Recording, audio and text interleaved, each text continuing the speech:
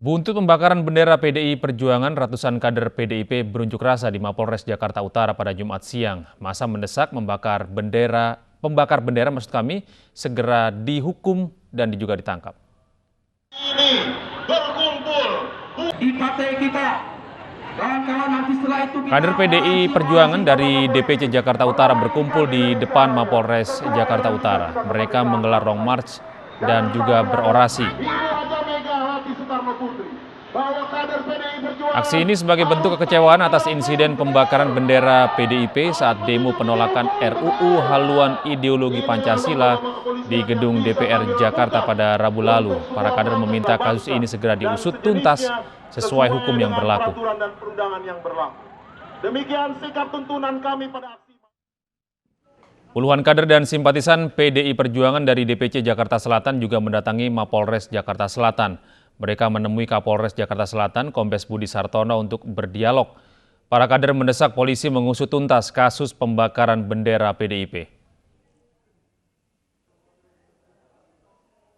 Pernyataan sikap kami, tuntutan politik dan pengaduan dugaan tindak pidana pembakaran bendera partai PDI Perjuangan.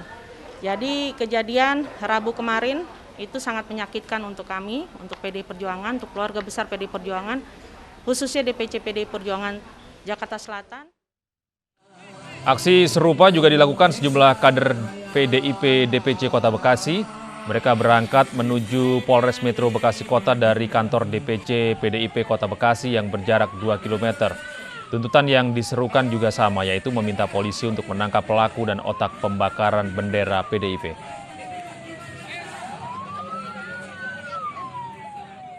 Ya, pemirsa, pembakaran bendera PDIP Perjuangan membuat geram seluruh kader partai ini. Ketua Umum PDI Perjuangan memerintahkan agar kadernya menempuh jalur hukum atas pembakaran bendera partai.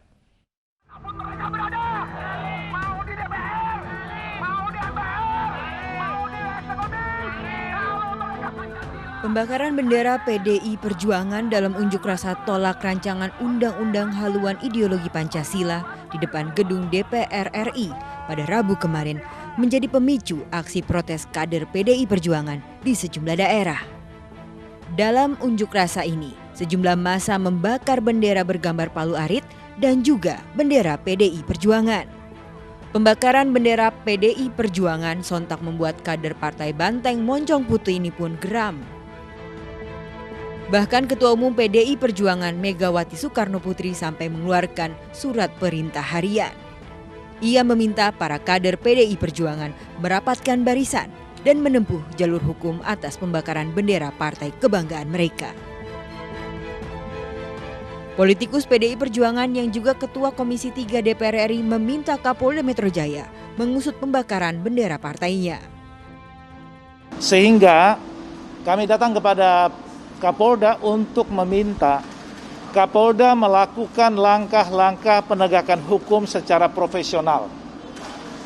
Yang kedua, negara kita ini adalah negara hukum, bukan negara barbar. Bahwa semua orang akan marah kalau dihina.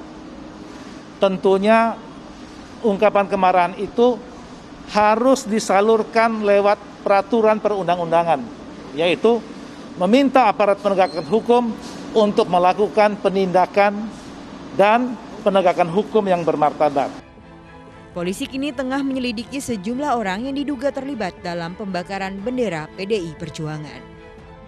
Tim Liputan iNews melaporkan.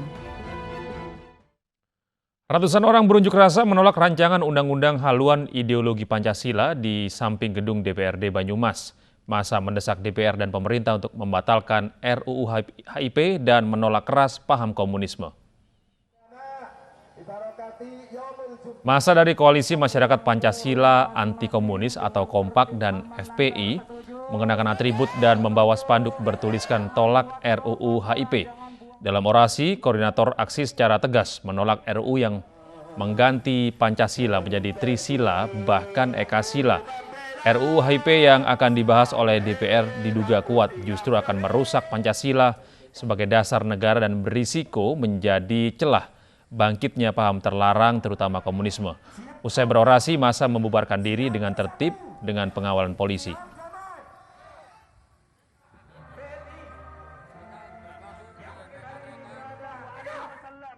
Massa juga berunjuk rasa di depan gedung DPR RI Jakarta. Massa dari berbagai organisasi masyarakat berkumpul di depan gedung DPR RI Senayan.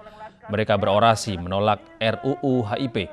Massa menilai RUU HIP berpotensi memupus nilai-nilai Pancasila.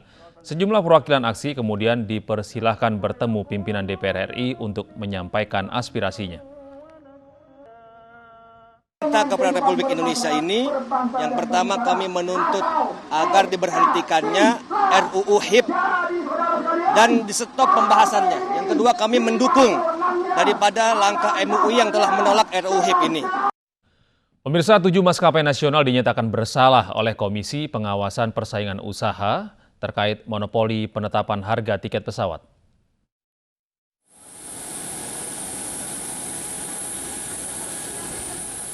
Komisi Pengawas Persaingan Usaha KPPU memutuskan 7 maskapai penerbangan nasional diduga terbukti bersalah karena dengan sengaja membuat perjanjian dengan pelaku usaha pesaingnya untuk menetapkan tarif atas untuk harga tiket pesawat. Menteri Perhubungan melalui Dirjen Perhubungan Udara dalam kunjungannya ke Bandara Soekarno-Hatta, Tangerang, Banten mengatakan sangat menghargai keputusan KPPU, sekaligus mengimbau operator untuk tunduk kepada keputusan ini. Terkait dengan TBA dan DPB, terus terang ini nanti ya kita akan melihat ya, semua kan kita evaluasi Pak. Evaluasi untuk TBA TBB ini kan parameternya banyak. Di situ ada fuel, harga fuel, kemudian cost of operation, gaji kru misalnya. Demikian juga dengan US dollar. Ini semua adalah menjadi parameter-parameter yang kita gunakan untuk mengevaluasi TBA. Diketahui ketujuh maskapai nasional yang terlapor diduga melanggar pasal 11 Undang-Undang Nomor 5 Tahun 1999 tentang larangan praktik monopoli dan persaingan usaha tidak sehat. Di antaranya Garuda Indonesia, Citylink Indonesia, Sriwijaya Air, Nam Air, Batik Air, Lion Air, dan Wings Air. Dari Tangerang, Banten, Hasnugara, iNews melaporkan. Langkah strategis dan mitigasi dampak ekonomi menjadi hal yang sangat penting dalam upaya pemulihan perekonomian menuju era kenormalan baru. Hal ini menjadi pembahasan dalam Manajer Forum ke-47 MNC Group yang mengangkat tema peran BUMN dalam pemulihan ekonomi post-COVID-19 dan Corporate Business Update MNC Group.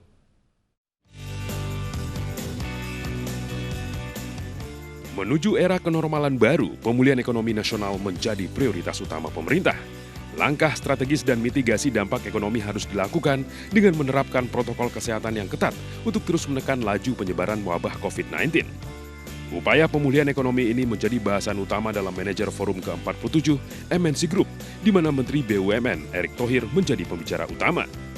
Membantu meningkatkan kembali perekonomian nasional, Kementerian BUMN membuat klasterisasi menjadi 2 golongan, yaitu fokus pada bisnis dan pelayanan masyarakat, kemudian kebijakan perombakan direksi, serta membangun Innovation Center. Kebijakan ini mendapat dukungan dari Eksekutif Chairman MNC Group Haritanu Sudibyo. Terlebih, langkah strategis tersebut membuat roadmap dan bisnis model dari perusahaan BUMN terlihat jelas.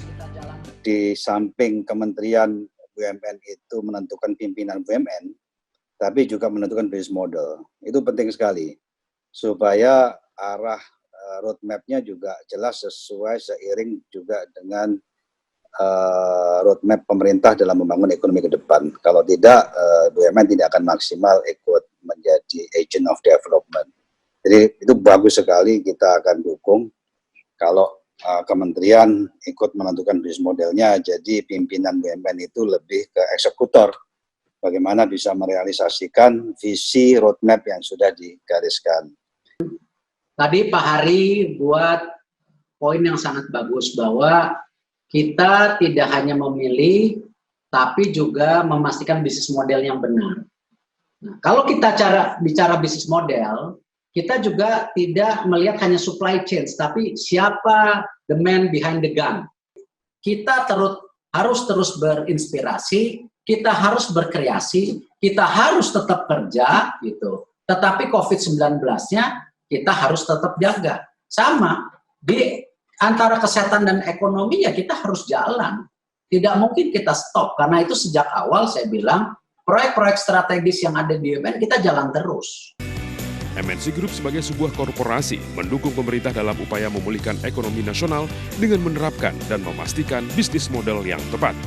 Tim Liputan iNews melaporkan.